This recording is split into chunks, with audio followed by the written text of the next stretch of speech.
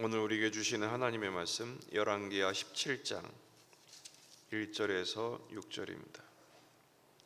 열왕기하 17장 1절에서 6절 말씀 한 목소리로 읽겠습니다. 유다의 왕 아하스의 제12년에 엘라의 아들 호세아가 사마리아에서 이스라엘 왕이 되어 9년간 다스리며 여호와께서 보시기에 악을 행하였으나 다만 그전 이스라엘 여러 왕들과 같이 하지는 아니하였더라.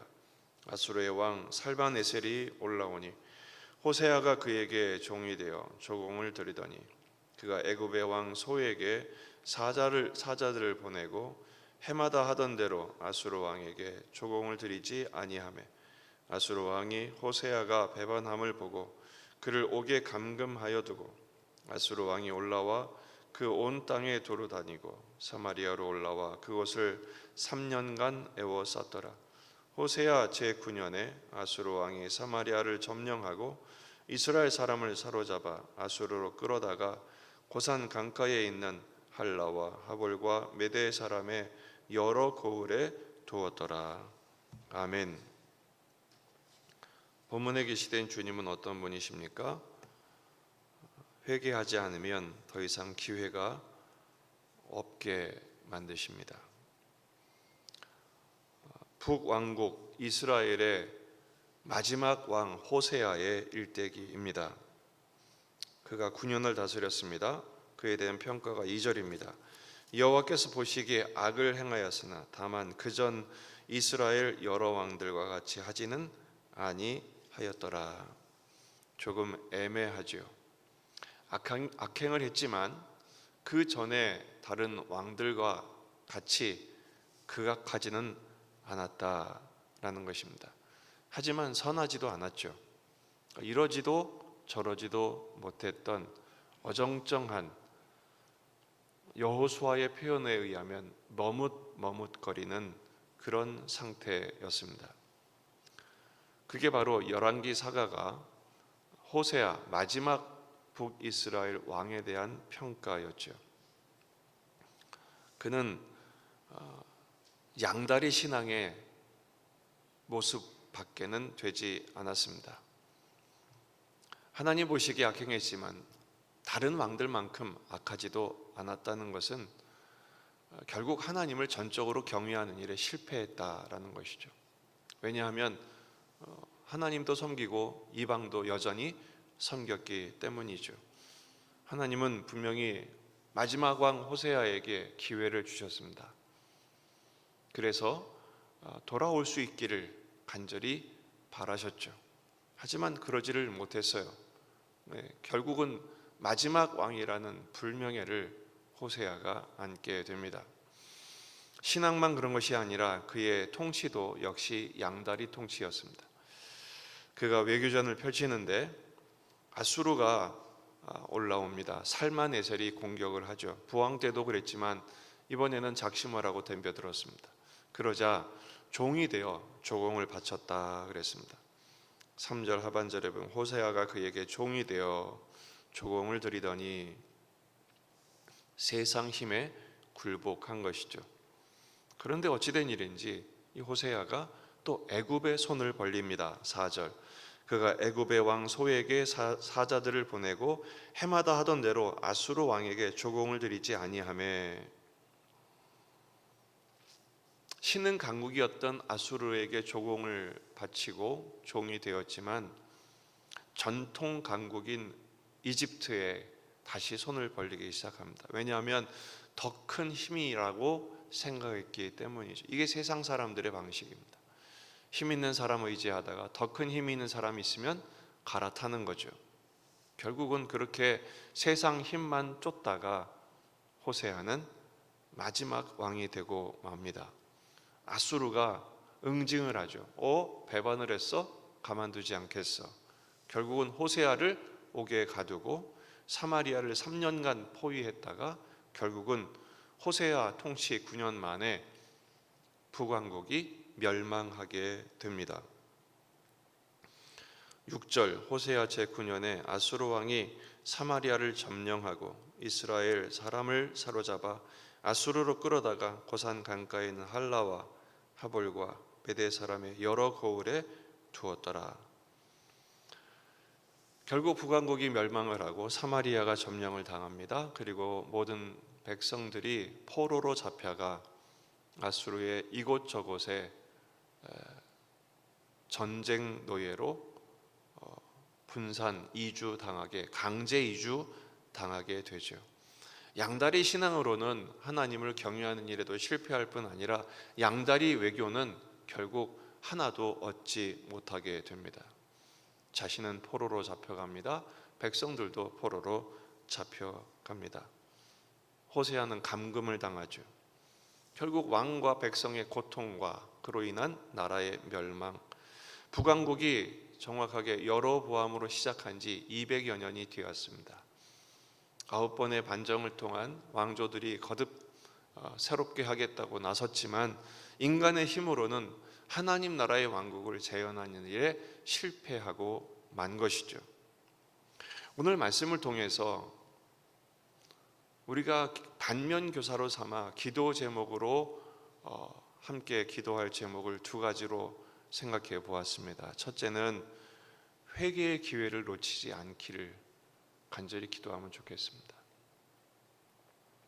하나님은 200년을 기다리셨습니다. 하지만 호세아도 끝까지 기다리셨습니다. 돌이키지를 않았죠. 우리 역시 회개에 합당한 열매를 맺어야 합니다. 무엇을 회개해야 합니까? 예수님을 바로 믿지 못하는 우리의 모습을 회개해야 합니다. 고린도후서 11장 4절, 만일 누가 가서 우리가 전파하지 아니한 다른 예수를 전파하거나 혹은 너희가 받지 아니한 다른 영을 받게 하거나 혹은 너희가 받지 아니한 다른 복음을 받게 할 때에는 너희가 잘도 용납하는구나. 다른 예수, 다른 복음, 다른 영. 교회 안에 들어온 세속주의, 오직 예수, 오직 복음, 오직 말씀의 신앙으로 점점 성결해져야 함에도 불구하고 지금 호세아 왕처럼 세상의 힘을 쫓아다니다가 그리고 세상의 힘을 추구하고 교회 안에서 그런 힘 자랑하다가 똑같은 최후를 맞을 수도 있다는 사실입니다. 세상의 힘들은 헛되고 헛될 뿐입니다. 전도서의 기자의 고백대로 모든 것이 이 세상의 모든 것이 헛되고 헛되니 헛되고 헛될 뿐인 것이죠. 세상의 모든 힘과 세상의 모든 부와 세상의 모든 지혜를 가졌던 바로 솔로몬의 유언과도 같은 메시지를 우리는 마음에 새겨야 합니다. 지금도 주님 우리에게 말씀하십니다. 이사야 55장 7절, 악인은 그의 길을, 불의한 자는 그의 생각을 버리고 여호와께로 돌아오라. 그리하면 그가 긍휼히 여기시리라. 우리 하나님께로 돌아오라. 그가 너그럽게 용서하시리라.